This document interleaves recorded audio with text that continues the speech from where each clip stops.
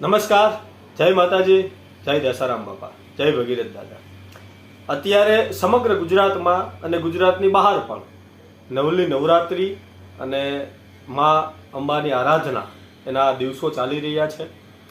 મોટા મોટા પાર્ટી પ્લોટમાં, મોટા મોટા ગ્રાઉન્ડોમાં હજારોની ભીડમાં લોકો ગરબે ઘૂમી રહ્યા છે, પણ એ ગરબા રમતા રમતા કોઈના ઉપર આંચ ના આવે એના માટે એ ગરબા ગ્રાઉન્ડની બહાર, એ સિટીની બહાર પહેરેદારની જરૂર હોય। અને એ જ રીતે માત્ર નવરાત્રિને પણ સમગ્ર વર્ષ દરમિયાન 12 મહિના દરમિયાન લોકોને આંચ ના આવે, લોકો ઉપર કોઈ અટેક ના થાય એ માટે આર્મીના જવાનોની પહેરેદારી આ સમગ્ર દેશની બોર્ડર ઉપર રહેલી છે। અને એમાંય સૌથી અઘરી સીઆરપીએફની એક ટુકડી એટલે કે કોબરા કમાન્ડો, કે જે જંગલની અંદર પોતાનું જીવન દરેક પરિસ્થિતિની અંદર જીવતા હોય।